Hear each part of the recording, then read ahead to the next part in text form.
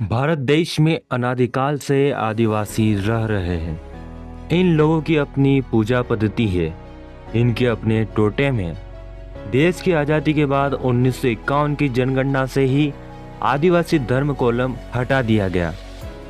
इन आदिवासियों के रीति रिवाज हिंदुओं से मेल खाते थे और अन्य सभी धर्मों के मुकाबले ये आदिवासी हिंदू धर्म के करीब थे, इसलिए इनके धर्म कोलम में हिंदू लिखा गया।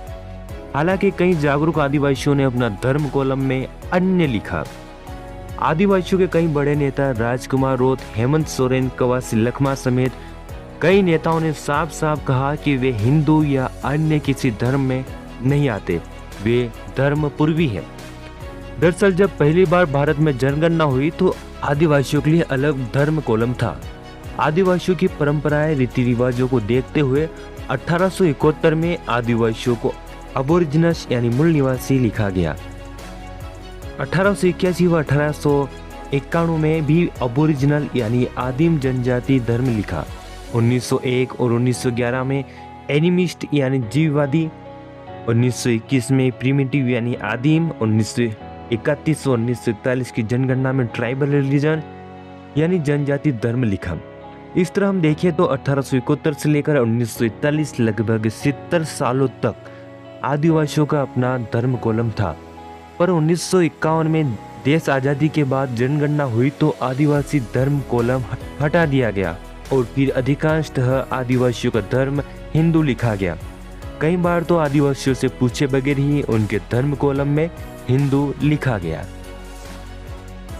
हालांकि जब जब आदिवासी नेता यह बयान देते हैं कि आदिवासी हिंदू नहीं है, तब यह बयान बहुत चर्चा का विषय बन जाता है।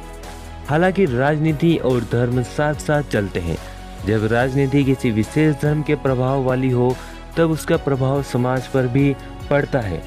लगभग हर पार्टी की शाखाएं आदिवासी समाज को जोड़ने का काम कर रही है, इसलिए किसी धर्म विशेष की पार्टी से जुड़े लोग हाई कमान के दिशा निर्देशों पर खुद को किसी विशेष धर्म से जोड़कर बताते हैं।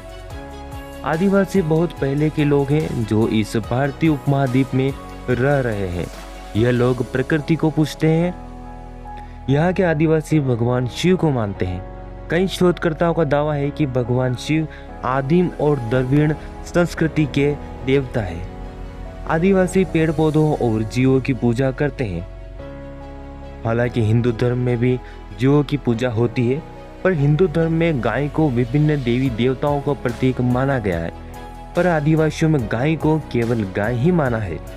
आदिवासी समाज गाय के साथ साथ भैंस व बकरी भी पूजते हैं। जब देश आज़ाद हुआ और कईयों ने हिंदू धर्म की परिभाषा जाननी चाहिए, तब परिभाषा शुरू में ऐसी दी गई कि वे लोग जो मुस्लिम, सिख, ईसाई, पारसी धर्म नहीं मानते वे हिंदू है।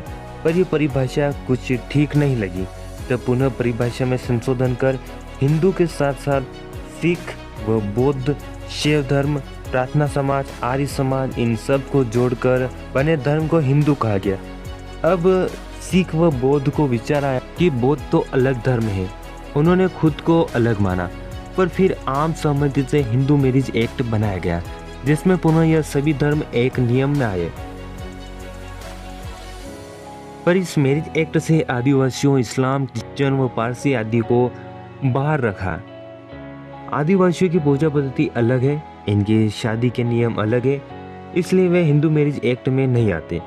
कई वर्षों से आदिवासी अपने लिए धर्म कोड की मांग करते आए हैं और अब युवा राजनीति में आ रहे हैं, इसलिए अब आदिवासी धर्म कोड की मांग तेजी से बढ़ रही है।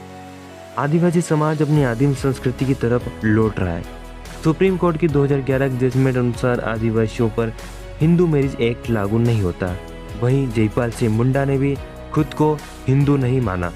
रानी गाइडेंलियो ने भी खुद को ईसाई न मानकर आदिवासी ही माना है। और अब युवा भी तेजी से वापस अपने आदिम संस्कृति की तरफ बढ़ रहे हैं।